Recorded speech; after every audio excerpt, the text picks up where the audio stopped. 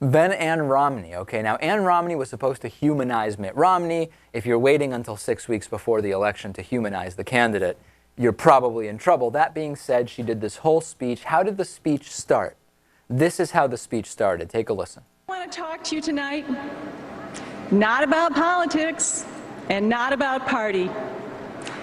And while there are many important issues we'll hear discussed in this convention and throughout this campaign, tonight, I want to talk to you from my heart about our hearts.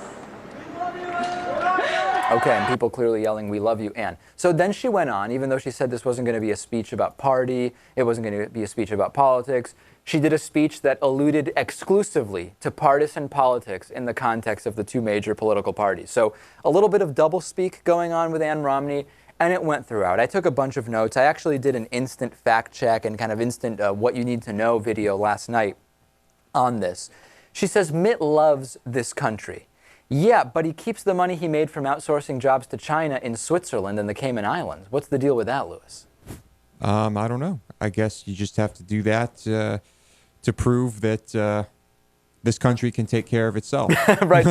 This country doesn't need Mitt Romney's money. He loves the country so much, he wants it to be clear how great the country is without any of his money in it. Because if he were to invest everything he had in the country, our financial woes would be over. He's Ann Romney also saying, you know, women do have to work a little bit harder than men.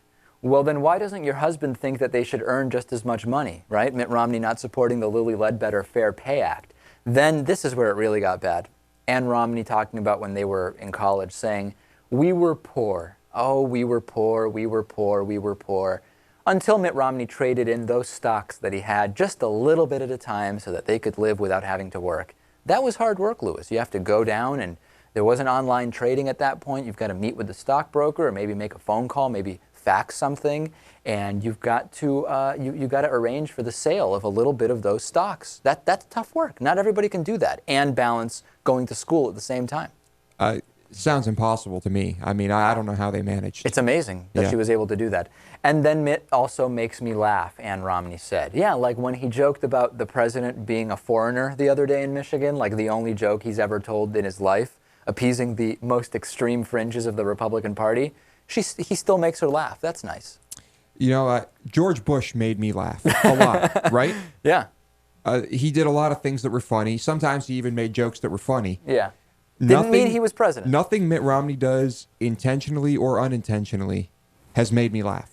Ann Romney at one point also said it's clear that Mitt's been sex. I didn't know what that meant. It was just a little bit of a verbal slip, but funny nonetheless. She said that? Yeah.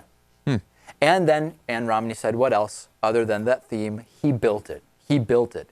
Yeah, he built it on the backs of Chinese labor, which gave Bain Capital more profits, on the backs of Americans losing their jobs, which added to Bain Capital profits, and on the interest earned from his money in foreign banks. Did a hell of a job building it, didn't he? He built an empire. And lastly, she said, Mitt is the man America needs. You can trust Mitt.